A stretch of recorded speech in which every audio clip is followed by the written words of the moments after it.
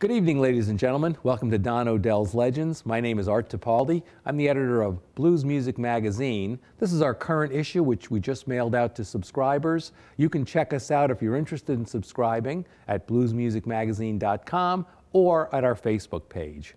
Now, tonight on Don Odell's Legends, we're thrilled to have with us one of the real great keyboard masters in blues, but in so many other genres, and that's the great Bruce Katz. Bruce, welcome tonight. Well, thanks so much. Yeah. Glad to be here. Good. Now, you have a brand new album out called Homecoming, got Bruce nominated for a Blues Music Award as Keyboard Player of the Year in 2015. Can you explain the title a little bit?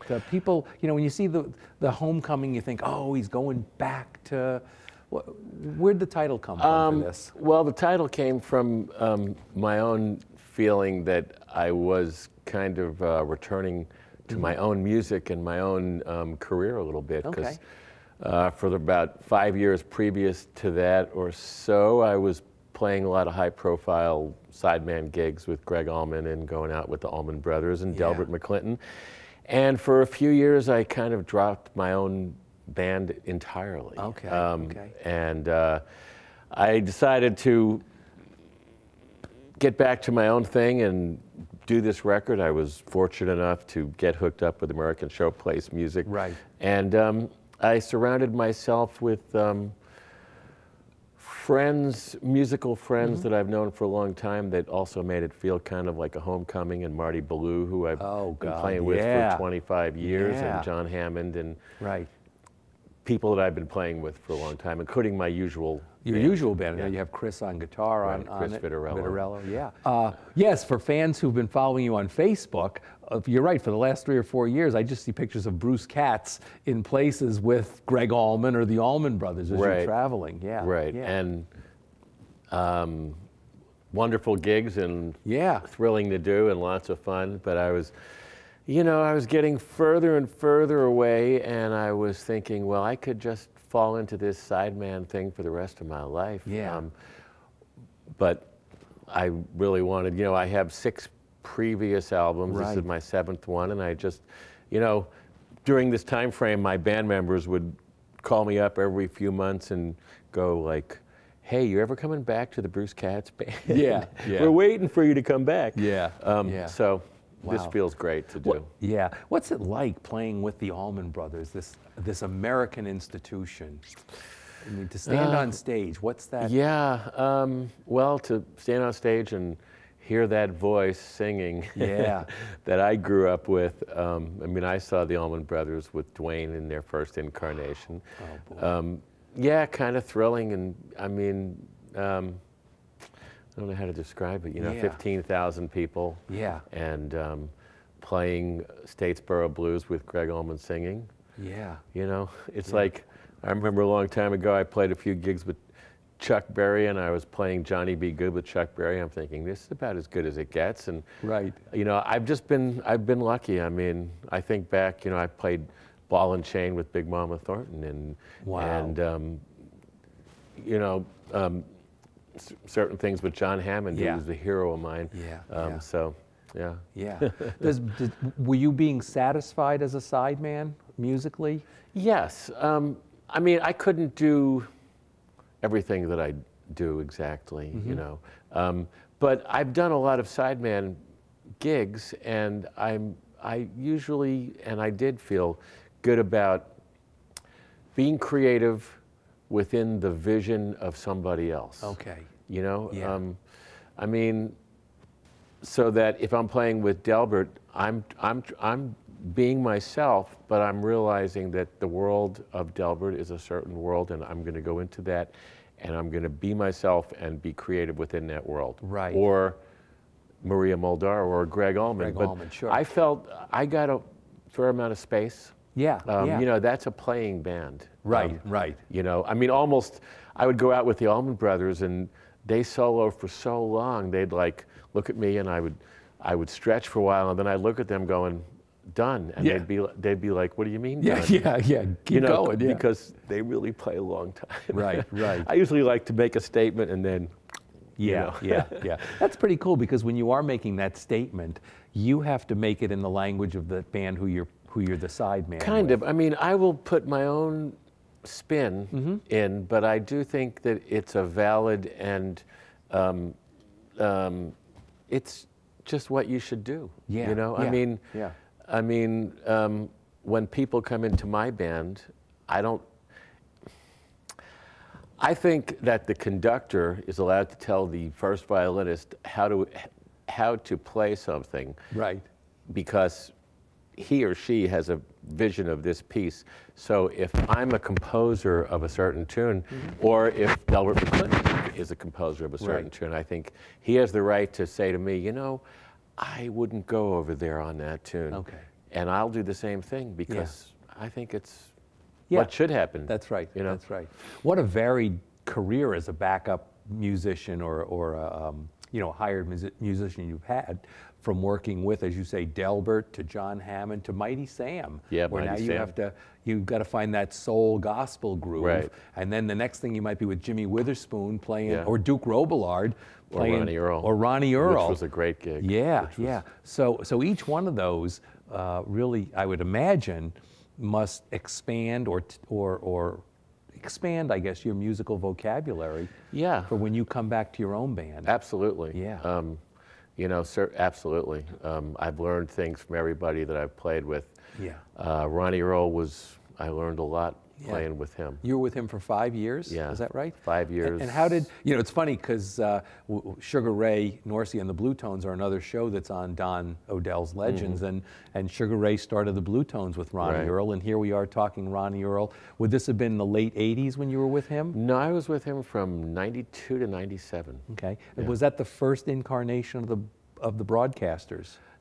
No, I think there was Ronnie Earl and the Broadcasters. That was the first incarnation of the instrumental Broadcasters. Oh, okay. So the first album was Still River, and then Live in Europe and Grateful Heart. And, okay, okay.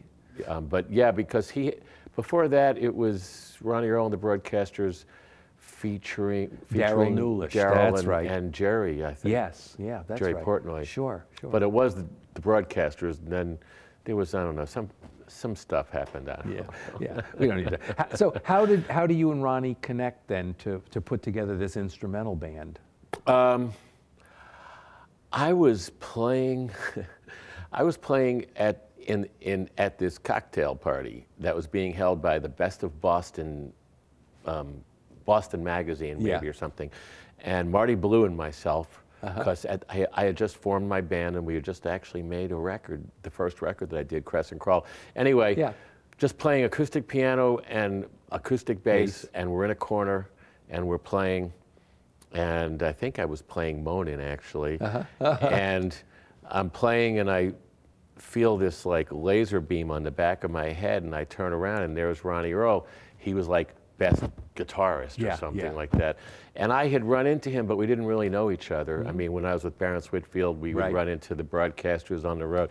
But he, you know, admired my playing and asked for my card, and I didn't hear from him. And then 6 months later, I got a call saying, "Do you want to join my band?" Wow. So that was like out of the blue a little bit. Yeah. What does it take to put a band to put a band out there that's going to play non-instrumental music, like yours too? Oh, non-vocal music? Non-vocal music, I'm sorry. Yeah. Well, my band now has a singer. Okay. You know, the new record is like half singing, and Chris Fitarella sings in my band. So I am combining things, and which is good, because in the blues world, it's not a very common thing. Yeah, I mean, you know, a bit of a struggle in some ways. The funny thing is, when I started touring with my own band, which was like around 98, I had 3 records out, but I hadn't really gone out on my own. After I left Ronnie, I found sometimes I'd be talking to a venue, and they'd be like, "No, you know, an instrumental band's not going to work, you know, it's just not going to work." And then I would persuade them to have me come to the club, and I would always come back. Right. Because